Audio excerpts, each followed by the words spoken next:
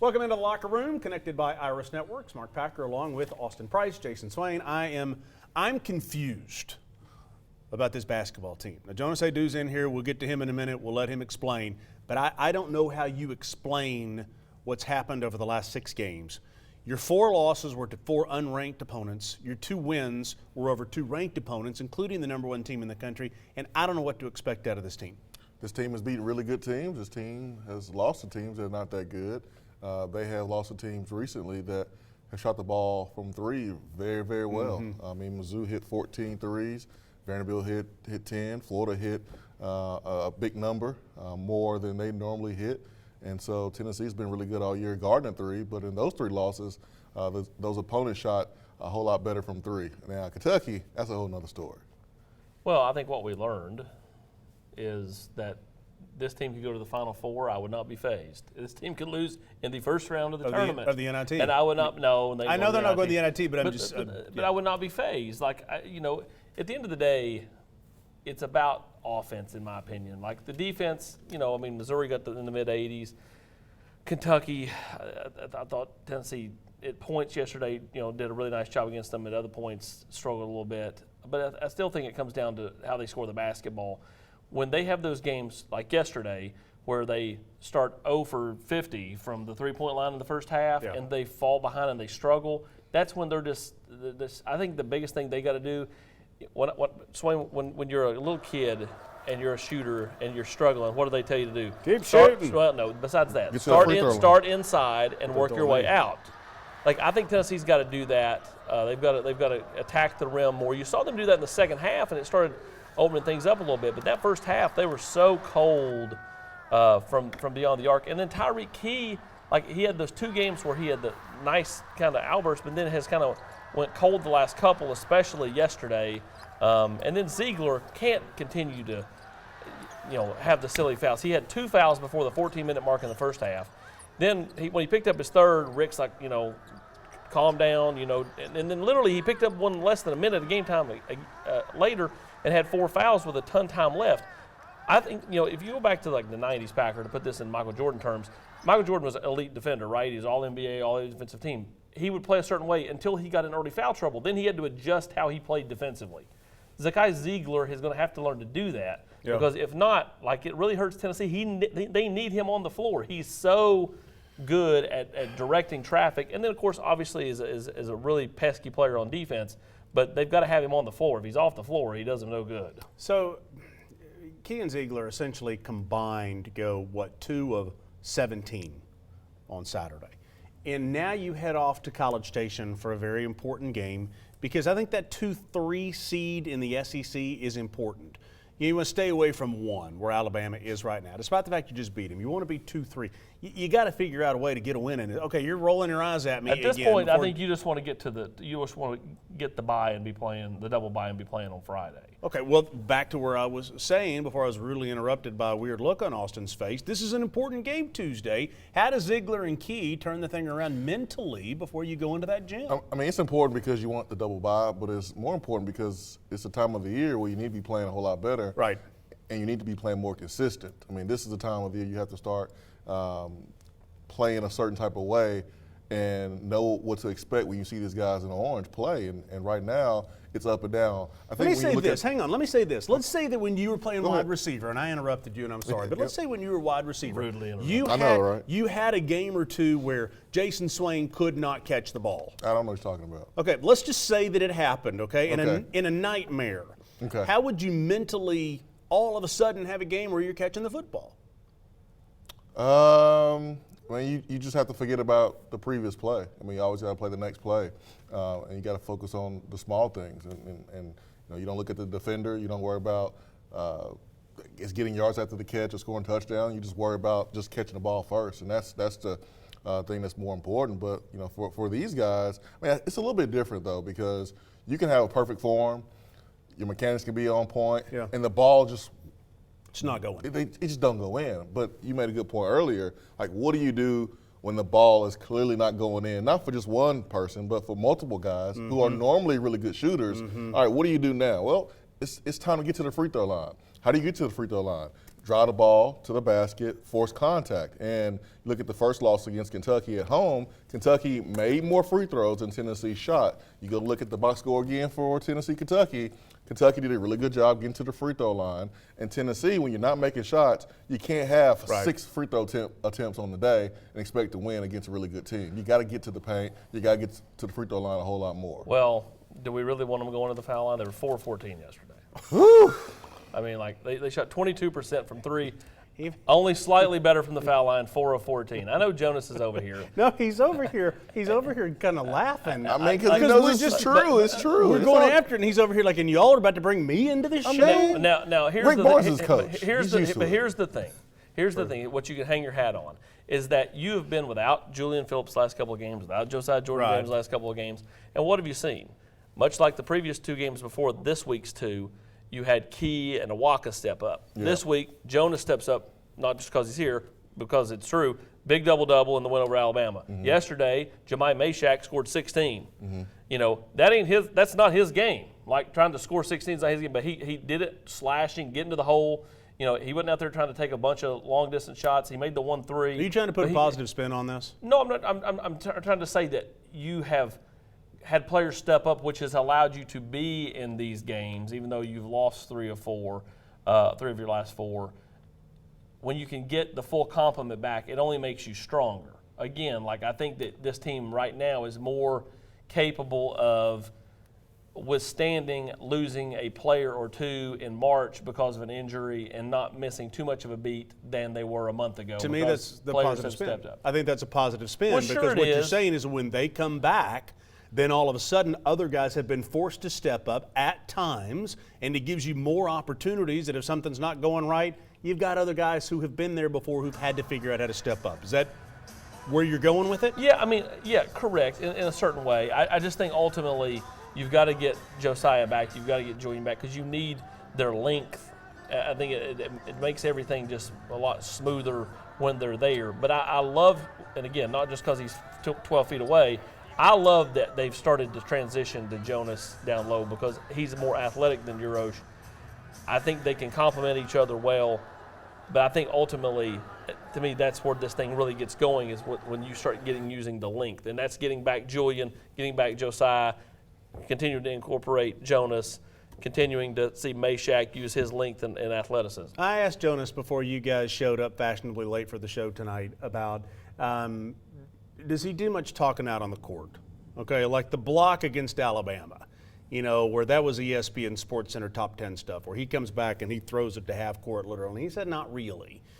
How much talking did you do on the football field when it happened that you made a catch or a touchdown? I mean, it depends on if they started. I mean, so they had to start it?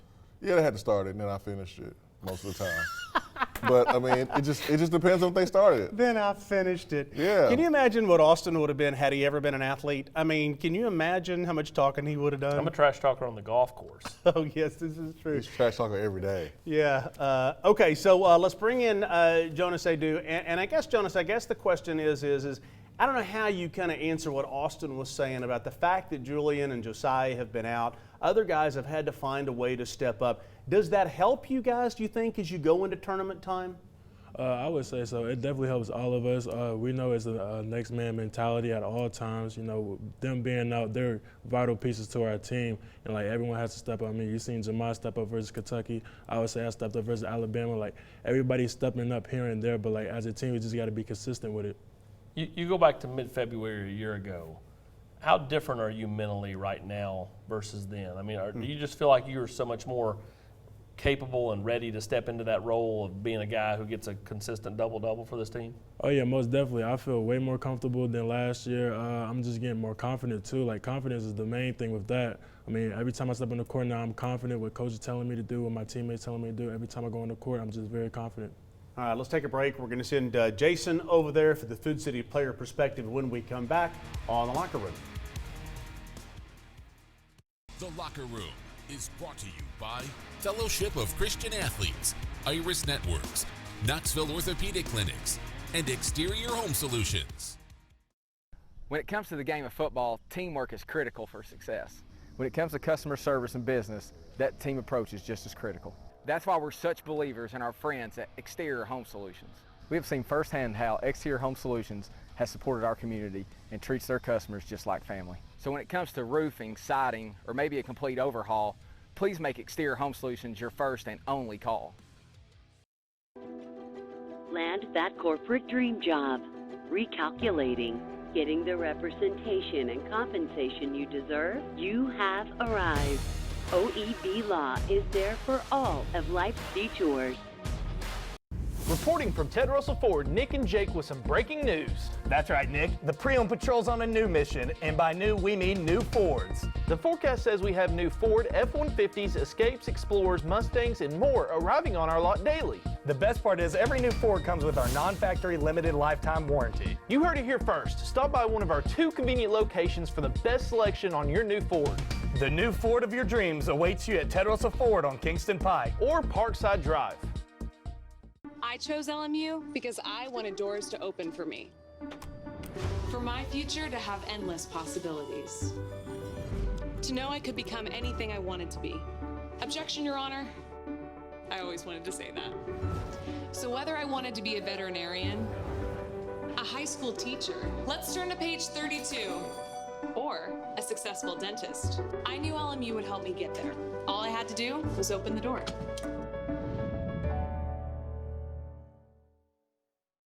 Do you want top-of-the-line fitness equipment for home, school, or work? New or reconditioned, Dynabody in Maryville has everything you need to build that gym. Used equipment brands include Paramount, Life Fitness, Nautilus, Hammer Strength, and Precor. Reach for the power with Dynabody.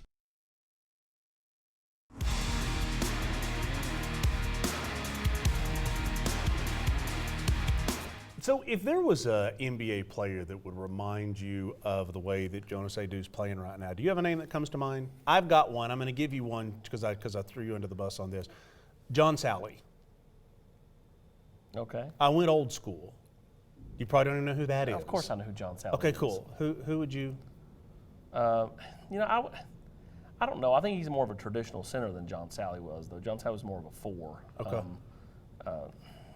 I don't know. I just feel like he's more of a traditional 5. But I mean, I understand what you're saying. Like, defense, rebounding, I guess probably, Jason, hate to put the first question in your mouth, but I guess who does Jonas think he kind of reminds himself of? Jonas, Good question, Jason. I guess they're going to ask the first question tonight. Man, I would say Miles Turner for sure. Take bits and pieces out of his game. I try to look at Anthony Davis a lot too, and then Giannis, of course, because he's different. But I would say just my comparison would be Miles Turner for sure. So when you catch the ball at the top of the key, secondary break and transition, we've seen you make that shot from the top of the key. We've seen you also think about shooting it, not shoot it and pass it. When do you feel the confidence to shoot it? Obviously, you have the green light to shoot it at certain times, but when are you letting it fly? It's just knowing the game, the pace of the game, and just how it's flowing. Really, like if we up, I'll probably let it fly. But if we down, just trying to get a better shot, because sometimes we're not hitting shots from the outside. So why would I shoot one and risk missing one? But we're gonna try and get inside. But definitely when we're up, I'm gonna try and shoot one for sure. The big man, you guys have a nice, healthy competition going on. And Toby Walker's come in. He's added some rebounding to the equation. Uros and then Olivier. How has that healthy competition been able to help you improve as a player individually? I would say it's been great. I mean, we all excel in different things. I got length. He's bouncy. Roshi's brute strength. Him and Tobe, they both brute strength. So just having those different type of bigs in practice, going up against those bigs in practice, it's really great to go against. Screening for the guards. What are you thinking about to make sure that you guys are not picking up, moving screen and hurting your team? What's going on in your mind? I'm just trying to get my guards open, just how my feet set. Hopefully, I don't think I've been called for any, and hopefully I won't be. But I'm just trying to screen at all times. So, compare this team at this point in the season to last year's team. This team last year went to the SEC tournament, won the tournament, was playing the best probably in the SEC, one of the best teams in the country. At this point in the season, how would you compare both teams since you were on it? Last year, we was just going. Everybody was kind of healthy at that point, but right now, we're missing a few pieces. But everyone's still just trying to stay consistent and stuff, just trying to build. But I feel like these losses and stuff that we're going through, these bumps in the road, it's good for us. I mean, once we get to the SEC tournament, like, we're going to know what's going on in March Madness for sure. Because all those games are neutral site games. Yeah. I mean, it's hard to win on the road in the SEC. Alabama comes here, you beat the #1 team in the country, then lose to Kentucky, a team that's barely trying to get into the tournament. But I think that just goes to show how hard it is to play in this conference, right? Yeah, it is. It's a tough conference to play in. Anything can happen in this conference. So what do you feel like you need to do to make sure that you take your game to another level and help this team achieve their goals at the end of the season? Just growing my confidence. That's always number one, and just staying aggressive at all times. Probably trying to be more of a vocal leader, seeing what I see on the court, just spread that through my teammates and my coaches and stuff like that. How do you block out the noise? I mean, when you beat Alabama, everyone's telling you how you can go beat the Warriors, right? In a 7-game series. You lose to Vanderbilt, and people think that you're not going to go to the NIT. Yeah. So how do you block out the noise, man, good or bad? Man, the noise, I mean, it's not really too much to it. Like, you just block it out. I don't let it really get to me. If it's like any negative comments, I'll let that motivate me. And like, just the good's gonna be there. But like, I don't really let no noise really get to me, because I feel like that's just like childish of me, like kind of immature of me to let other people say what would like affect me and stuff like that. Yeah. So as a shot blocker, which scenario would you take? Would you take blocking a dunk, or you're blocking a layup but you send it to the third row? A dunk with ease, easily a dunk. Because why are you trying to dunk on me? That's like disrespectful. So like, of course I'm gonna block a dunk. No finger wag, no Dikembe Mutombo, no. Staring. Just a mean mug. Staring. That's it. That's all it takes. That's all it takes. Just staring. So, no little man sign. We've seen that from Uros. Usually the referees are looking at Uros, making sure that he doesn't do anything crazy. But that's something that we've seen big men do all across college basketball, NBA. When the smaller defenders on them, they make a shot over them. Right. They're letting everyone know that he's too small. I haven't seen you do it yet. Nah, I do it on the bench. Like, if my teammate's scoring somebody, that's when I do it. But in the game, I'm not going to do none of that. But on the bench, for sure, I'm going to support my teammates at all costs. I'm going to do that everything, every time, every email, I'm going to do that. You mentioned the bench.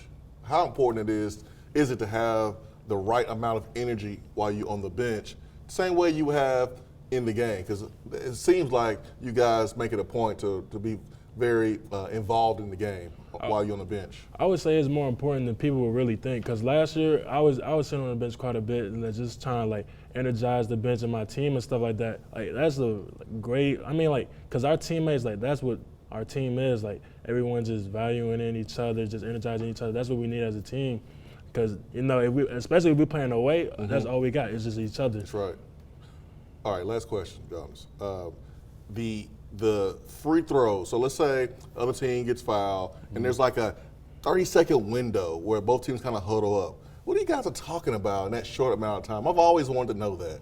I mean, it's not much really. It's just encouraging each other, like talking about what we could have done on the last play. Just forget about it. Somebody mess up, just tell them forget about it, get that at their head, or just what we're finna run for the next play. It's nothing too serious. I always wanted that, guys. Jonas Aidoo, he's been playing at a high level for this basketball team. The Alabama game, certainly we'll need him to continue to play this way for this team to go deep in the tournament. Could be a difference maker come tournament time. Jason, did you figure out who he reminds you of? Miles Turner. Yep, Miles Turner. Packer doesn't know who Miles Turner That is. is not true. You asked, I said, yes, I know who it is. I don't know his full resume. Miles so because I don't know his stats in 7th grade, you think I don't know it. I'll put it in Tennessee terms, I'll go with Brandon Crump. Okay. Isaiah Victor. He's taller and more physical than Isaiah. Yeah, like I said, I'm wrong. Hey, if you would like to support the initiative that is the NIL with Spire Sports, you can be a member online at volunteerclub.com. If you want to go the Isaiah Victor athleticism with the CJ Black toughness, I'll go with that. Combination of the two. I'll go with that. All right, we'll be right back right after this. I'm confused. On Slate. The Locker Room is brought to you by Commercial Bank, Humana, E2 Sports, and OEB Law.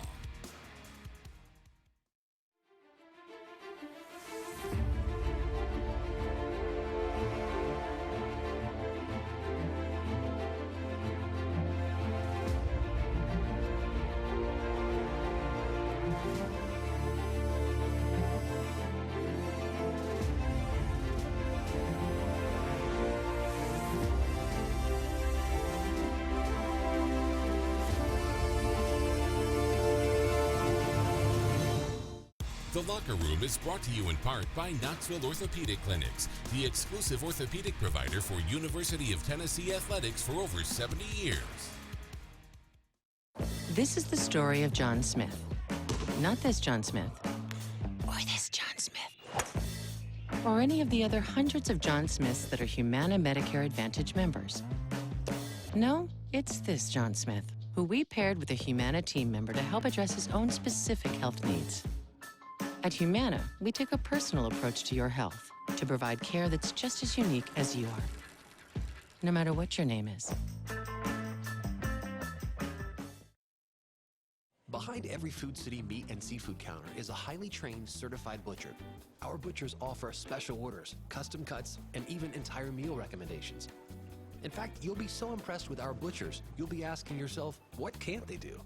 Huh, I bet he'd be great at wrapping presents.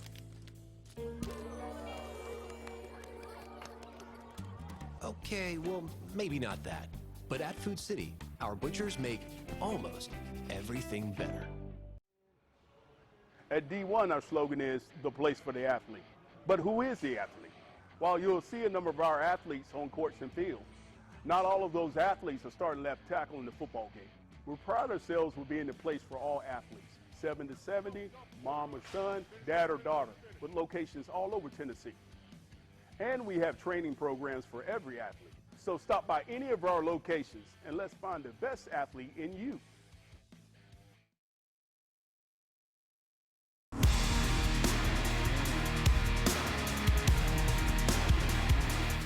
Well, you talk about players who stepped up this week, and this one right here had a pretty good night. Yeah, defensively he was awesome the last two games. Offensively at Kentucky, big 16 points, and I think really kind of stays within the framework of what he does well, which is slash, get to the rim, work that 8 foot and in deal. I mean, occasionally he'll pop a three. He made a three in Lexington, but for the most part, he's going to do exactly that right there. There are some teams that when they get to the tournament, honestly, TCU's one of those. Not because they're my alma mater, but they're hang on. Listen, why is everybody going to laugh forever when I say TCU because of what happened in the national championship game in football? Is that what's going to happen from here on out? Okay. God, it was a beat down. My goodness. Why? Hey, that's my alma mater. Hey, the fact that they played Texas week 11 instead of Toledo really helped them out in the national Anyway, championship. what I was Thanks, saying Sonny. is in basketball, TCU's been playing without their two best players for a little bit and still been figuring out a way to get it done. How different is Tennessee when they get to the postseason, when they get Phillips and they get Josiah back? Because to me, they're incredibly different. Well, they are incredibly different, Jason. They're a lot more athletic. They're a lot deeper. But to me, it still doesn't cure every ill this team has. No, I mean, you got two guys who are, 6'8", 6'7", that's long, athletic, can guard multiple positions. Julian Phillips is your best slasher going to the basket, and he shoots 80% from the free throw line. He could have been used a lot yesterday. And then you have Josiah, someone that can play the four. If you want to go small, he can make the shots on the outside, and his mid-range game is really, really good as well. So, yeah, I mean, when you get these guys back, I don't know how this team is going to mesh now because you have Meshack that deserves more minutes and has earned more minutes. Where is he going to find those minutes when those other guys get back? But I think about Meshack and his development over the last couple of years. Josh Richardson really didn't come forth offensively until his last year. You look at Eve Pons. He didn't really come forth really at all in his career. But here's Meshack in his second year offensively, man, shooting the ball better. He's playing more confidence. I can't wait to see what he does next year in his junior season. Yeah, I'd love to see him develop that Robert Hubbs elbow jumper. God, we're throwing names out tonight. Because right now his offensive game is Stanley assumed it. It's at the rim. Seriously, he made three. He did. Okay, I get that, but there was a little hit of Dane Bradshaw in there. And he can make free throws. Stop that. Stop that. What What about Del Baker? He made free throws. We just keep throwing out random What balls. about Tony Harris running down the sideline saying he was hurt against Kentucky, but he was really healthy enough to run a 4.2 40 from one end of the court to the other? Lang Wiseman. We just keep throwing out former balls. Chris Lofton was at the game? He was. I saw him smiling back there as Tennessee was losing. What was that about? Huh? Golly, man. So, listen, I do want to catch a break here because I've got to, and I want a little extra time for the last segment to talk about How does Rick Barnes get this ship righted a little bit? How does he get it righted? Because this is a team that was number 2 in the country like yesterday, and now it's a team that's trying to get itself back together. We'll talk about that to wrap the show up when we come back.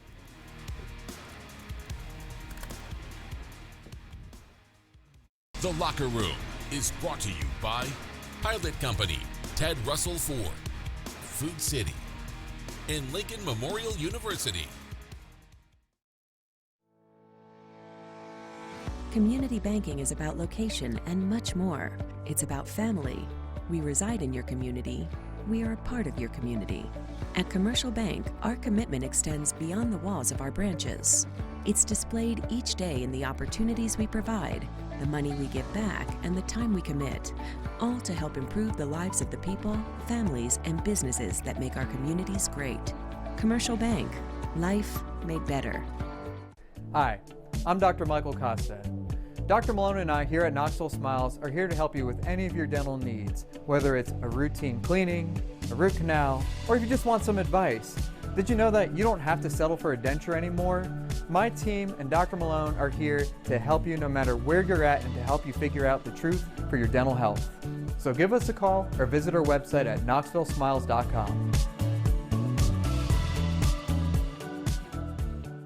Matlock Tire has a reputation for being a little bit old school. We're proud to be known for our outstanding hometown customer service. We've been doing things that way for over 60 years. But Matlock now offers new modern conveniences, such as family-friendly waiting areas, online appointment scheduling. You can even shop for tires and see our current stock right from your computer or smartphone. We invite you to stop into one of our 5 convenient locations or come see us online at matlocktireservice.com. Modern convenience, hometown service. Matlock Tire Service and Auto Repair. Hi, I'm Anderson County head football coach Davey Gillen, and I want to tell you about my friends at Exterior Home Solutions, East Tennessee's first choice in roofing. They've been servicing East Tennessee for over 20 years, achieving a 4.9 rating on Google reviews, and are listed as a platinum contractor by Owens Corning. Financing is available. I invite you to learn more about my friends at Exterior Home Solutions on their website, exteriorhomesolutions.com, or give them a call at 865-524-5888. Okay, Rick's been just a little bit upset lately, the last couple of weeks. How does he right the ship? Quickly. Not you, I'm sad as Rick. I just think it's important for these guys not to play tight, because they're going to play some games that mean a lot to the opponents they're playing. Kentucky meant a lot yesterday. A&M is trying to get themselves right. I think for this team, they just need to be loose and understand that they're good enough to win the whole thing, and they can beat anyone in the country. But at the moment they get tight and start forcing shots, they're going to continue to miss them. Yeah, nobody's safe right now when it comes to Rick. Well, no one's safe in college basketball. Everyone's losing to everybody. So I mean, we can see a team that was ranked in the 20th win the championship this year because everyone has been falling in the top 15, and a team that's been number 1 in the country, they found a way to lose. I mean, it's really up in the air. Well, you go back to Conzo's year, they made the Sweet 16, and they were in the first 4 in. They win those games in Dayton, or win the game in Dayton. They go to Durham. Duke gets upset by Mercer. All of a sudden, bim, bam, boom, they're in the Sweet 16 in Indianapolis. And it kind of opens up so much of it is like path, upsets, you're kind of where you're seated, who you're against, where are you playing, and then confidence. And I don't think the confidence on this team is shaken by any stretch of the imagination, but at the same time, again, could make it all the way to the Final Four in Texas. You wouldn't be surprised. And they could get bounced the first game, and I wouldn't be surprised. Wouldn't be surprised. By the way, Tennessee baseball team does get a win today. Won 1 game out of 3 over the weekend. They'll be at home. A number of games coming up this week. For Jason Swain and Austin Price, I'm Mark Packer. We'll see you next week on The Locker Room.